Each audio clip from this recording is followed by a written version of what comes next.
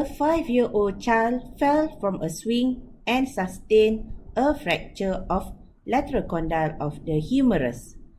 When he is 21 years old, he is likely to have A. Stiffness of elbow, B.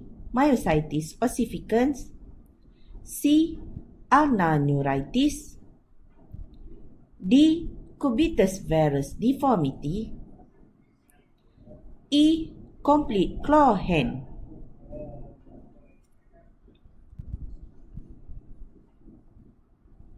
And the answer is D. Cubitus varus deformity. Now let's find out the reason for this answer. Possible complication following pediatric lateral condyle fracture is lateral condylar overgrowth, cubital varus or valgus, Fishtail deformity, Osteonecrosis, neurological injuries, Physeal arrest, and malunion. The most common complication following lateral condyle fracture is lateral condylar overgrowth or spur formation, occurring up to 73% of cases. It is related to coronal malrotation of the distal fragment, leading to displacement of the periosteum and new bone formation.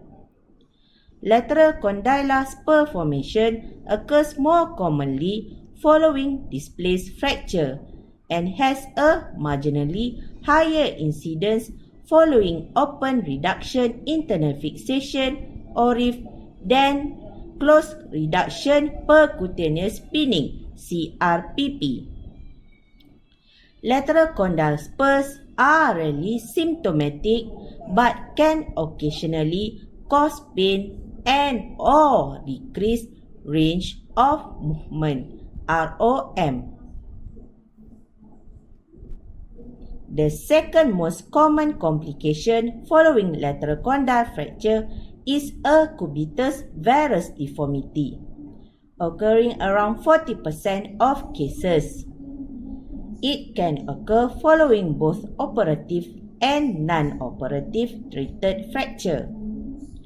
The mechanism is postulated to be related to inadequate fracture reduction and or growth stimulation of the lateral condylar physis.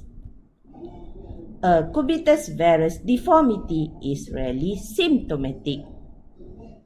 Cubital valgus deformity is less common than cubitus varus deformity.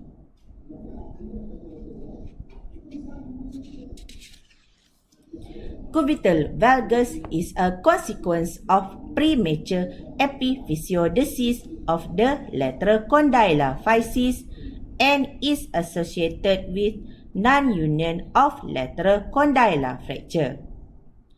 Rarely, a tardy ulnar nerve palsy may occur as a sequelae of the cubital valgus deformity.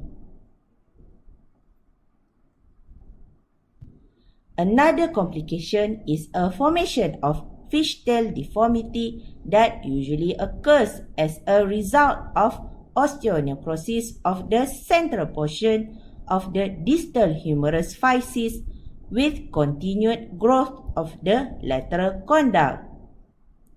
This deformity has two forms. A. As a sharp angle wedge because of the persistence of a gap at the lateral physis, leading to failure of proper formation of the lateral crista. B. As a smooth curve because of osteonecrosis of the lateral part of the medial trochlear crista. This deformity rarely compromises the function. Physical arrest is very rarely seen following a lateral condyle fracture and usually does not result in a significant limb length discrepancy because only 20% of humeral growth occur at the distal physis. The loss of terminal degree of extension and flexion are common following lateral condyle fracture but rarely cause functional impairment.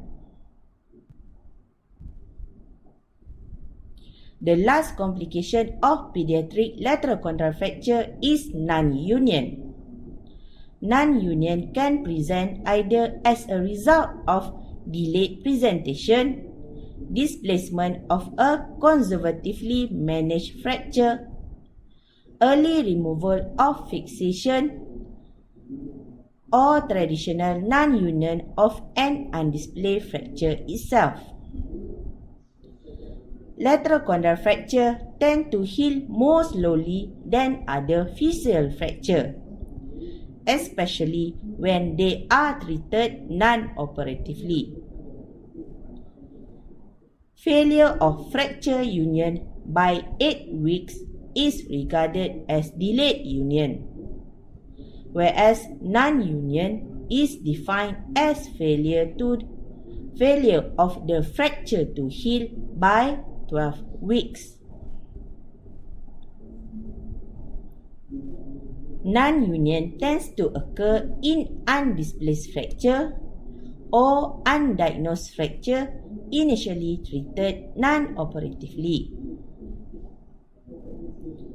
Cause of the non-union is the reason of lack of bony apposition of the thin lateral condyle fragment as well as the pull of the forearm extensor muscles.